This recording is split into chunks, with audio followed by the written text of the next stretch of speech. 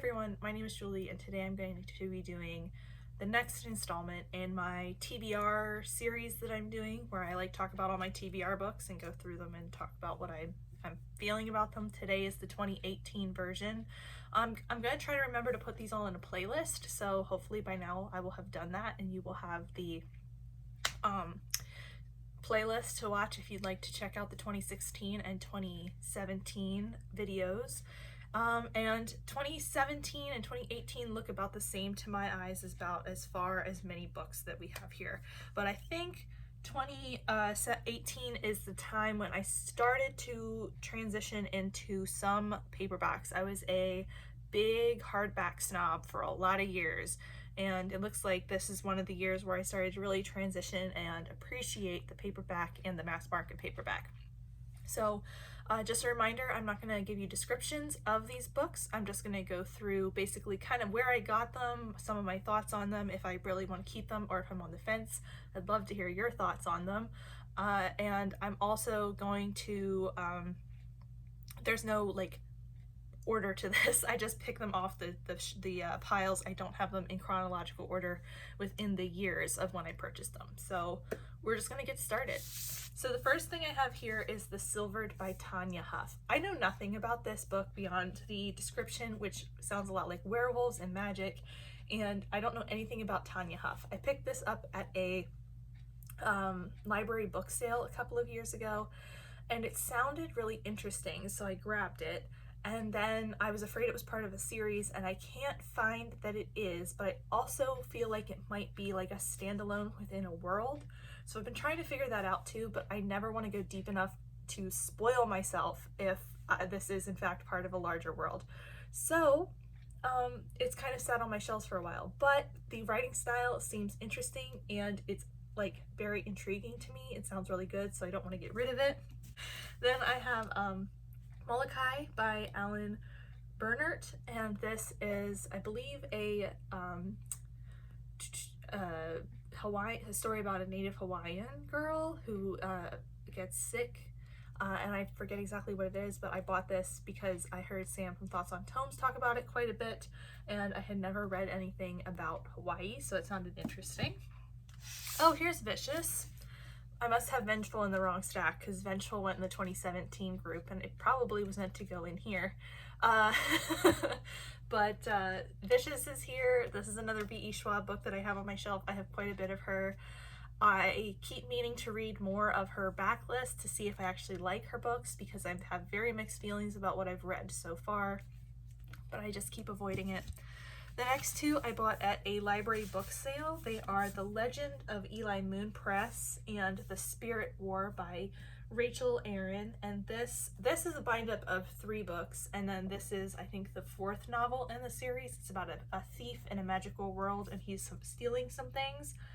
Even the best laid plans go awry, and this sounds like so much fun. It's supposed to be for the fans of Scott Lynch's Lies of Loch Lamora series, which I haven't read, but it sounds very interesting and I would like to try it out, but I just have not done so. I think if I could get through my brain that there are 3 books in that first bind-up, it would go better, but I can't seem to really get my mind wrapped around that, so I keep thinking I'm going to have to read the entire thing all at once, which I might end up doing, but I wouldn't have to. Then I have Stormfront by Jim Butcher. This is the first book in the Dresden Files series. I like urban fantasy and I'd like to give this a shot. I have Castle in the Air by Diana Wayne Jones, which is the second book in the Howl's Moving Castle series, which I keep meaning to continue because I love Howl's. I have On the Edge by Ilana Andrews, which is a purchase because I love the Andrews, and I'd like to try their other series. Then I have Written in Red by Anne Bishop.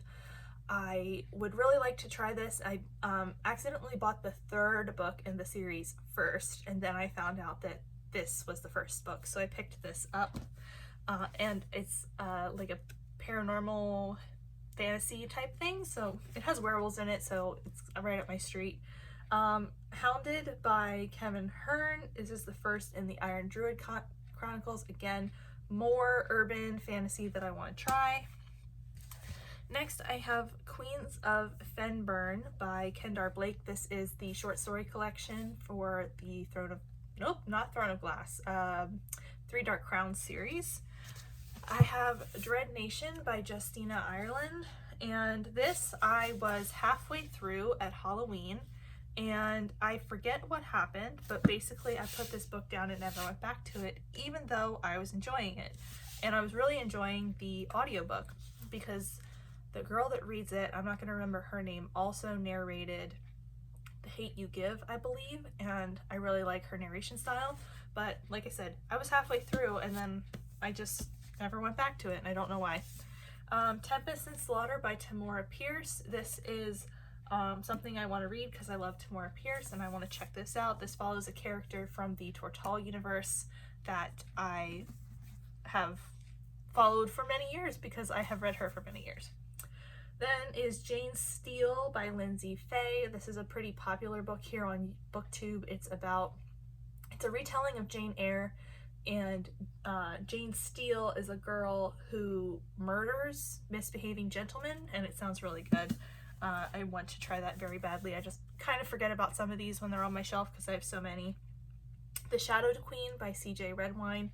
I probably wouldn't have picked this up except it was featured on a Epic Reads thing some years ago, like where they had the first chapter available, and I read the first chapter and it sounded really good.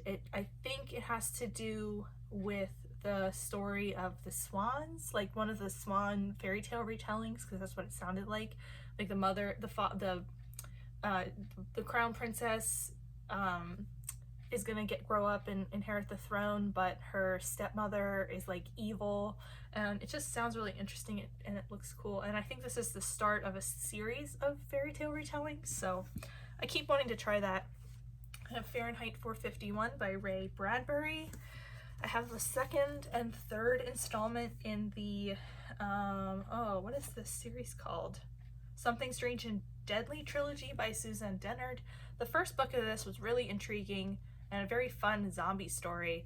I'm not sure where we're going to go in these two books, except that we are going to, I think, France and Egypt, because that's what the covers tell me. And I know that we've left America, so excited about that. Here's another installment in the Three Dark Crowns series, which I keep meaning to get back to. I loved book one, but it didn't stick with me at all. And I just can't bring myself to reread the book when I don't have any good memory of it. Like, I would like to reread it and it not all be new since I'm rereading it, but I need to reread it even though books, man. Then I have Daughters of the Storm by Kim Wilkins. This is the story about some daughters who their dad, the king, obviously dies, and then I think their brother tries to overtake the throne instead of them, and they don't get along, but they're going to unite against the brother or the stepbrother or something. I think it sounds really interesting. Tamora Pierce is blurbed on the front, so I had to give it a shot. I found this when I walked into Barnes & Noble a couple of winters ago, and I've been wanting to read it ever since, and I have not done it. The same with everything. Queen of Air and Darkness by Cassandra Clare. This is the final book in the Dark Artifices series. I read the first two, and I really have I remember the first book very well.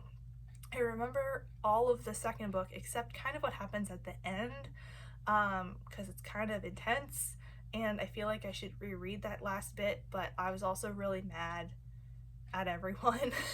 So I might just jump into this because Cassandra Clare does a pretty good job of, like, she recaps things and her plots aren't so complicated that you can't just jump in. I just would like to remember a little bit more, but I remember the important things and I remember being angry at everyone. Then I have Foundryside by Robert Jackson Bennett. This is a book I am craving a read of almost constantly. I want to read this book, but then I pick it up or I'm not at home. Like, I finish a book and I'm like, oh, what I want to read next is Foundryside, because I started this book a couple of months ago and I liked the first chapter of it. And I was like, I am gonna go home and read Foundryside. And then I like forget till I get here. So I have to like put this aside and put it on my bedstand and actually read it, because I like want to read that book very badly right now. And I don't know why. It just is very much something that I want to read right now. Then I have Girls of Paper and Fire by Natasha Niang. This is something that kind of got a lot of mixed reviews, and the second book got even more mixed reviews. So this is something I pre-ordered and was excited to read because of the Own Voices rep in it and everything, and then when it got so many mixed reviews, it kind of fell off my radar and off my like priority list. Shadow of the Fox by Julie Kagawa. This is a kitsune story, I think, and it sounds very interesting. I'm hoping I like it.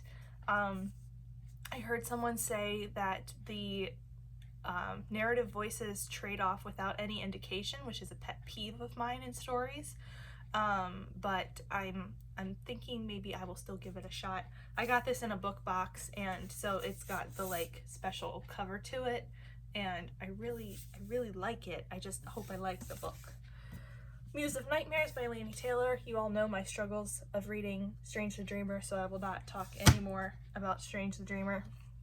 The Queen of Blood by Sarah Beth Durst. I really love Sarah Beth Durst. I read quite a few books by her over the years, but I haven't read anything recently, and this is one that I really want to try. I think this is about a girl who's a queen. I told you I wasn't giving any descriptions, but I'm doing it anyway. A girl who's a queen, and she has to keep balance between the forest, like the earth, and her people, and it sounds very interesting, and I would like to try it. It sounds very like it would be a very good narrative about our current life situation. Next up is The Inventor's Secret by Andrea Kramer. This is steampunky, so I'm gonna like it probably. The Jane Austen Project by Kathleen A. Flynn, I think? Flynn, yes. I started this book in the fall, and I don't want to say I didn't like it, but I was having a really hard time getting into it. So I think I read the first couple of chapters, and I wasn't like, I don't know, I wasn't grabbed by the premise of them traveling in time, and I wasn't like super impressed with the guy who I think is probably going to end up being the love interest, because, you know, they traveled back in time, and I think they have to pretend to be married or something like that.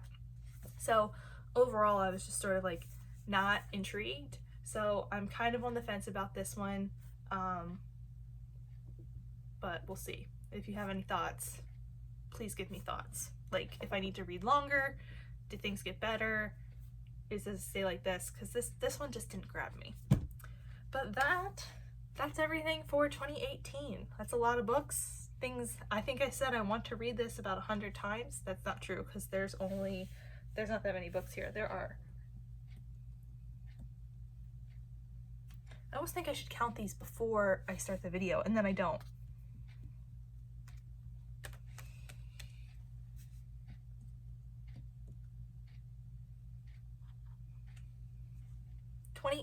There's 28 here.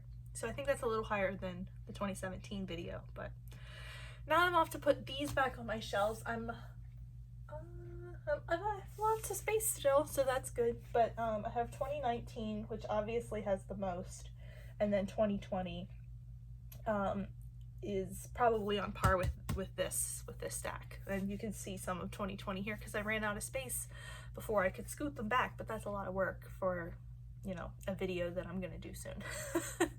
But that is it for me today. Thank you so much for watching. If you want to see me again, go ahead and hit that subscribe button down below.